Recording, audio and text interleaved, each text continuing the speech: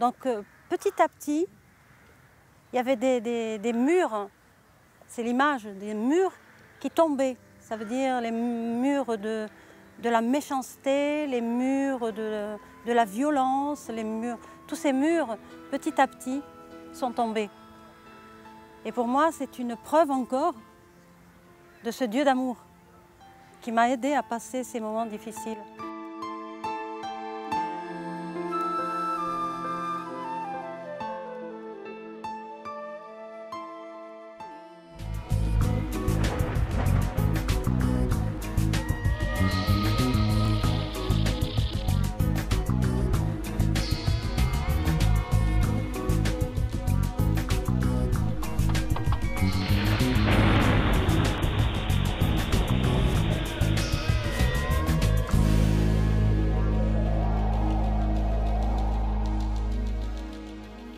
Bienvenue, bonjour à chacun de vous. Aujourd'hui, nous voulons vous présenter Nadia. Nadia qui est algérienne d'origine. Et je pense que si parmi vous, il y a des gens qui recherchent aujourd'hui ou qui ont des situations de tension, de recherche, de quête, je pense que le Seigneur, il est là. On peut le trouver. Il peut répondre à notre appel, à notre cri de détresse, parce que lui, il entend, il est partout, il peut répondre à nos prières, il peut répondre à notre requête, il peut répondre à notre cri de détresse.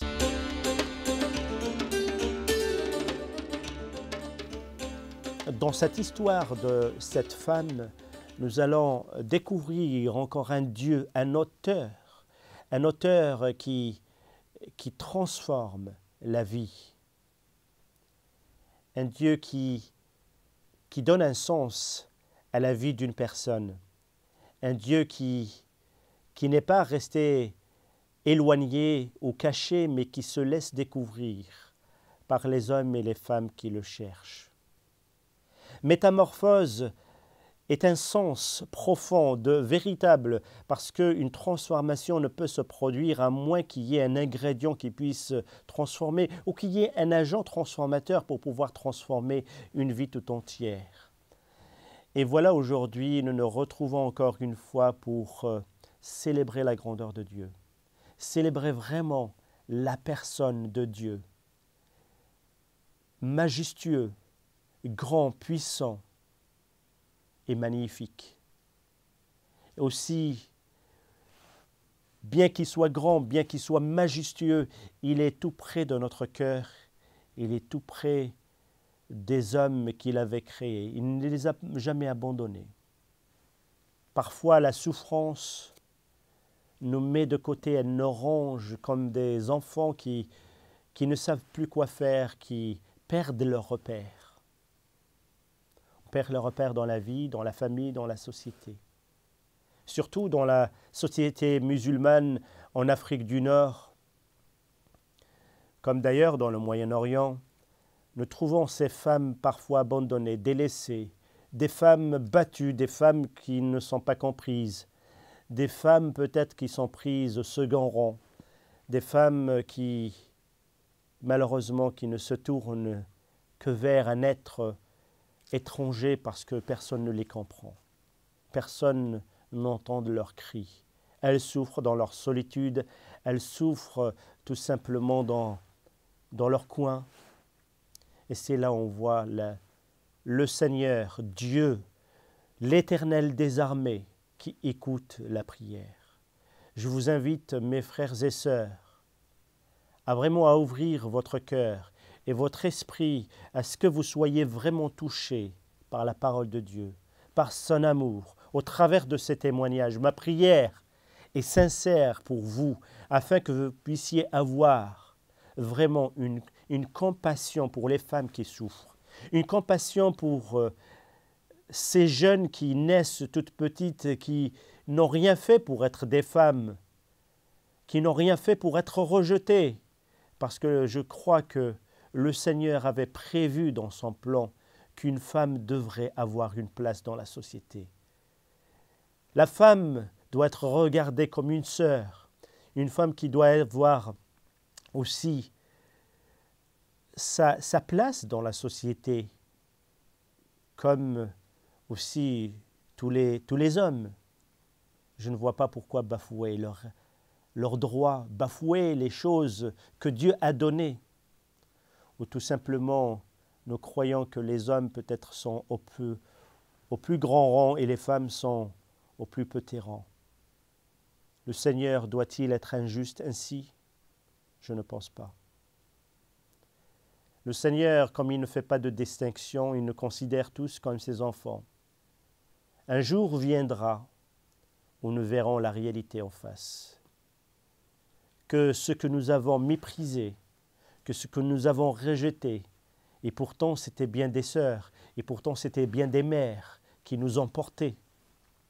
Je ne peux pas imaginer un seul instant que je pourrais encore réprimer, ni de voir la femme comme une subordonnée, comme quelqu'un de seconde classe, parce que le Seigneur a touché mon cœur, comme il a touché aussi d'autres sœurs, et j'ai pu découvrir qu'au travers de l'amour de Christ, au travers des personnes qui nous témoignent la profondeur de l'amour de Dieu, pour les femmes et pour les hommes, qu'il a fait de nous une seule famille.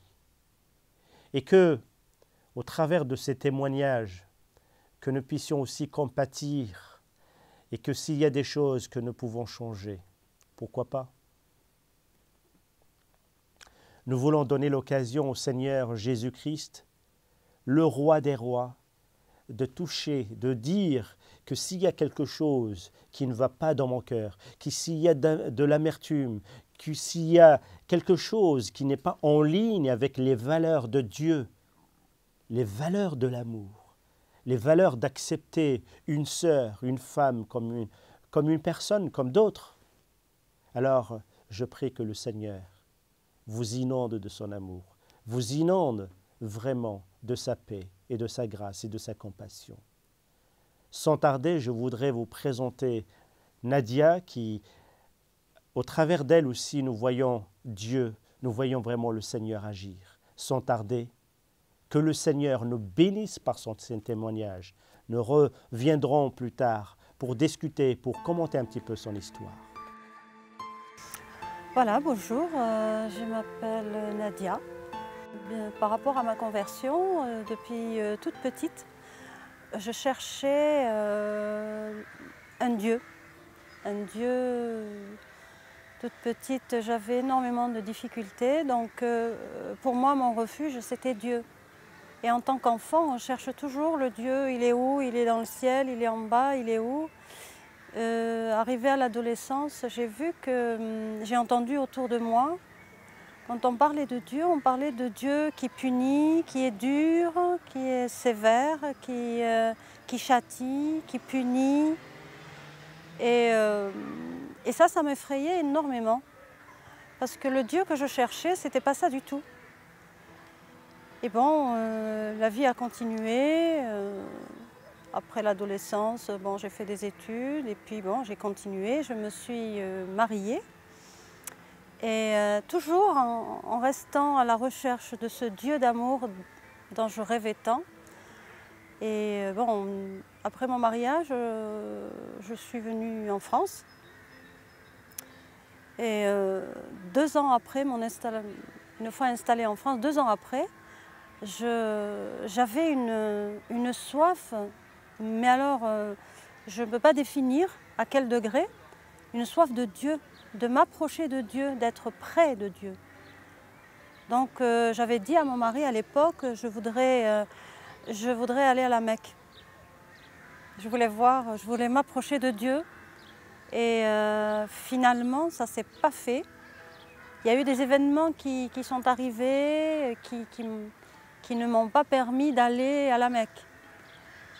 Et avec cette soif, je suis restée toujours avec cette soif. Et une fois, une dame est venue vers moi et elle m'a parlé de Dieu. De Dieu, le Dieu d'amour qui aime tout le monde. Et au fond de moi, j'étais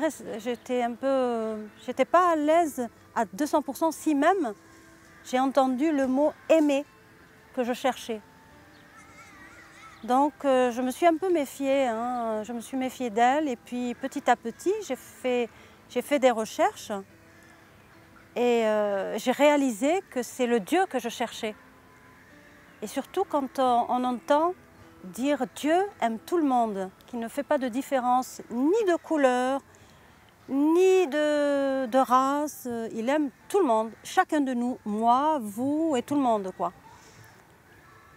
Et là, ça m'a permis vraiment de trouver le Dieu d'amour dont je cherchais désespérément depuis des années. Parce qu'autour de moi, c'était pas du tout ce que je cherchais et j'avais beaucoup souffert parce que j'avais des prières à lui apporter, toutes petites, et que je n'entendais pas le retour. Et puis, une fois que j'ai vraiment découvert le Dieu dont on m'a parlé, c'était un Dieu d'amour, on m'a dit « tu t'adresses à lui et lui, il va te répondre ». Et j'ai fait cette expérience. Et Dieu m'a répondu. Alors je me suis dit « comment Dieu répond à une personne comme moi qui ne suis rien, lui, il me répond ». Et ça a rempli mon cœur de joie. Et bon, je me suis approchée de cette personne qui m'avait invitée à aller à son église. Moi qui avais très peur des églises, des statues, tout ça, j'ai dit jamais j'irai dans une église. Et bien je suis allée, j'ai fait un pas. Je suis allée dans cette église. Quand je suis rentrée, la seule chose qui m'a interpellée, c'est que cette église, il n'y avait pas de reproduction, il n'y avait pas de statue. Et à l'église, il y avait une paix. Quand je suis rentrée dans cette pièce, c'était une paix. Et personne ne cherchait à comprendre qui j'étais, ni pourquoi j'étais là. Et j'ai entendu des chants, des louanges, et le Dieu qui aimait tout le monde. Et ça m'a beaucoup aidée.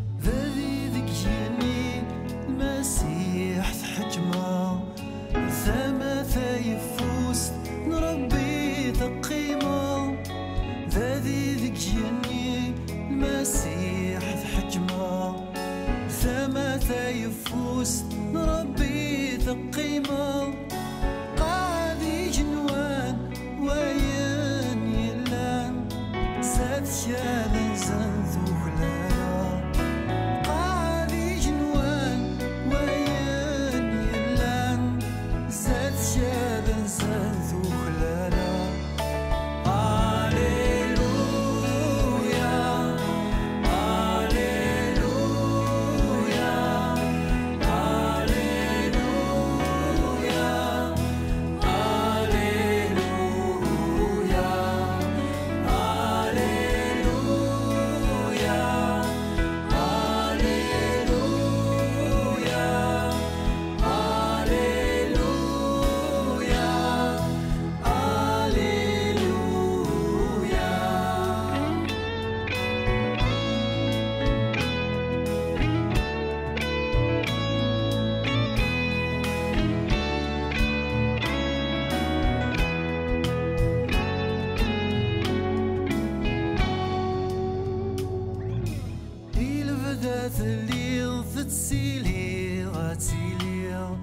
جرانا يلا الروحي ذا دفكيل يلفذا الليل تسيلي غتسيلي جرانا يلا الروحي ذا دفكيل يسين فضا كنعف الثورة اما تسافر رمزة لميل يسين فضا كنعف الثورة اما تسافر رمزة لميل هاليلويا هاليلويا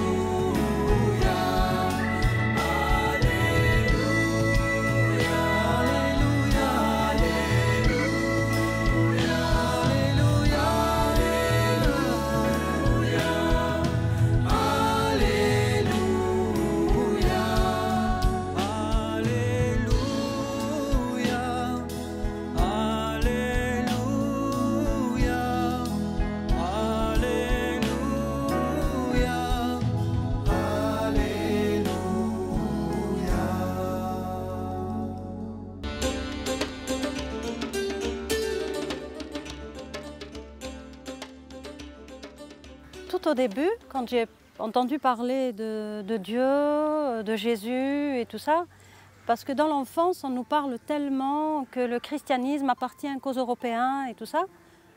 Donc c'est vrai que ça m'a effleuré l'esprit. Je me suis dit, mais tu te convertis pour qui? Est-ce que tu te convertis pour être française? Mais Dieu merci, Dieu m'a donné une intelligence pour bien réfléchir. Et pour moi, j'ai donné ma vie à Dieu seul, unique. Donc je n'avais pas besoin de prouver, ni à Pierre, ni à Paul, ni à Jacques, ma foi. Et ce n'est pas en croyant à un Dieu vivant que je change de bord. Ce n'est pas ça le but.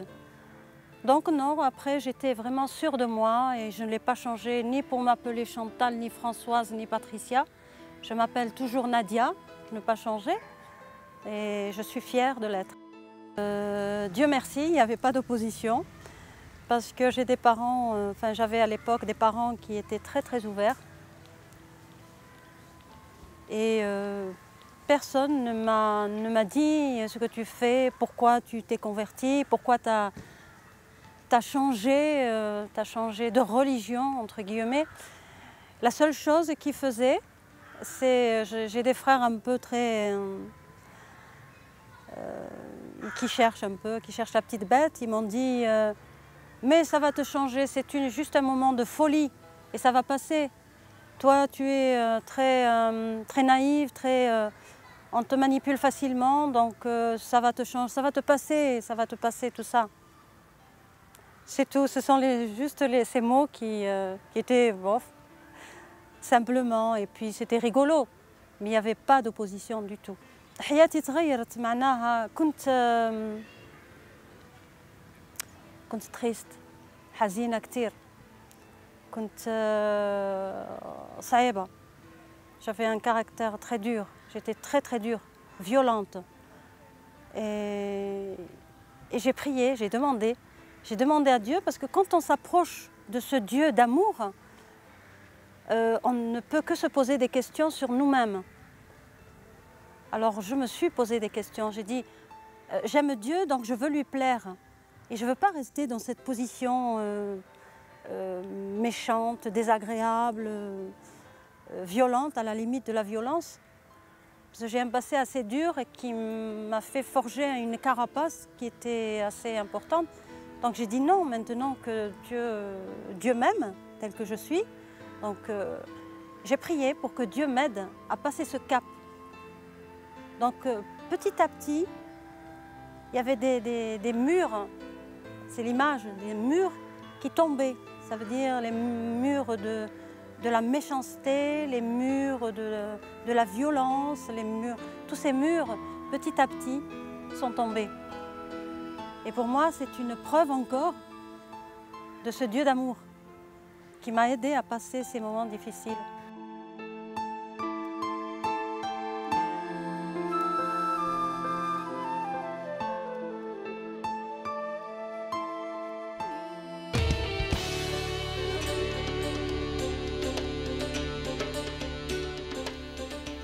Dieu écoute la prière, Dieu est à l'écoute de ceux qui crient vers lui. Dieu est à l'écoute de ceux qui prient, de ceux qui demandent, de ceux qui sont en détresse. Voilà encore, une fois de plus, un Dieu qui intervient dans une vie d'une personne, perdue peut-être en Algérie ou en France ou ailleurs. Il n'y a pas de perdu pour Dieu quand il veut chercher quelqu'un qui crie vers Dieu. Nous voyons que notre passé, nous voyons que tout ce que nous avons accumulé dans la vie, dans la famille, dans la société, bien sûr, ça ne passe pas juste comme ça, on ne peut pas juste essuyer tout, mais ça reste. Et puis, autour de nous, nous construisons des murs, des forteresses autour de nous, même si on ne les voit pas, parce que devant nous, nous voyons une personne. Cette personne peut être enchaînée. Cette personne peut être perturbée, on ne peut pas le savoir. Parce que tout simplement, cette personne, à cause des vécus, à cause des problèmes, à cause des choses qu'on avait subies, eh bien, on construit des murs. On construit des murs de séparation qui se dressent contre les uns et contre les autres. Voilà un petit peu le vécu d'une femme ordinaire qui vient d'un arrière-plan musulman et on l'a accusée de tous les noms, on peut lui coller tous les noms. Mais ce que je sais, c'est que Dieu écoute la prière. Dieu est à l'écoute de la voix qui crie vers lui pour venir sauver ce qui a été perdu. Dieu vient et il donne une nouvelle espérance à cette femme, à plusieurs femmes aussi. Et je voudrais justement parler d'un passage biblique dans les psaumes.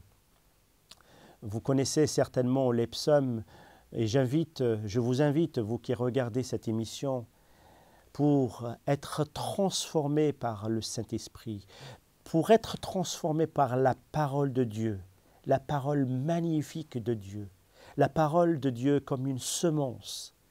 Une fois qu'elle est semée, une fois qu'elle est arrosée dans notre cœur par le Saint-Esprit afin qu'elle puisse produire le fruit. Le Seigneur, notre Dieu, notre Père, a répondu à notre sœur, a répondu favorablement. Et comme il est dit dans ce psaume magnifique, le psaume 77, les 2 premiers versets, il dit que « Ma voix s'élève à Dieu, et je crie, ma voix s'élève à Dieu, et il tend l'oreille vers moi. Au jour de ma détresse, je cherche le Seigneur. Au jour de ma détresse, je cherche le Seigneur. Au jour de ma détresse aussi, moi personnellement, moi qui vous présente cette émission, j'ai appelé mon Dieu et il m'a répondu. Le Seigneur, il écoute les prières et il est fidèle. Il entend notre cri de détresse. Il peut nous rencontrer dans notre détresse parce qu'il veut transformer notre vie de difficulté, notre vie bouleversée par le chagrin, par la violence, par la haine. Le Seigneur peut la transformer. Nous avons porté beaucoup de choses, beaucoup de séquelles dans notre vie. Et vous-même aussi, vous êtes aussi peut-être souffrant, peut-être vous êtes en détresse, ou peut-être vous avez de la violence, vous avez peut-être des choses que vous avez des difficultés à partager avec les gens, surtout les femmes. J'appelle tous les gens qui puissent tendre une oreille aux femmes qui souffrent et qui sont dans la solitude, de pouvoir leur donner la possibilité d'être entendues, d'être aimées et de penser leurs blessures et de leur donner la place de devenir, comme nous tous, aimés, entendus, appréciés. Je voudrais tout simplement qu'on puisse donner l'occasion à Dieu de venir visiter notre cœur, comme je vous disais tout à l'heure, à faire le ménage, parce qu'il n'y a aucun homme sur terre qui puisse répondre à la détresse de l'homme, si ce n'est être des témoins véridiques de ce Dieu qui puisse résoudre les problèmes et de guérir votre passé. Nadia, nous voulons la remercier parce que elle nous dit encore dans son témoignage qu'elle était touchée par l'amour de Dieu. Dans sa famille, elle était rejetée. On disait peut-être que c'était juste passager, c'était une période difficile pour elle. Mais ce qui est vrai, c'est que le Seigneur ne fait pas les choses à la légère. Et le Seigneur, notre Dieu, ne fait pas vraiment les choses pour bricoler. Il fait les choses réellement pour transformer des personnes. N'est-ce pas un Dieu guérisseur, un Dieu qui délivre, un Dieu qui donne un sens à notre vie, un Dieu qui pense les blessures, un Dieu qui écoute la prière, un Dieu qui écoute le cri de la détresse.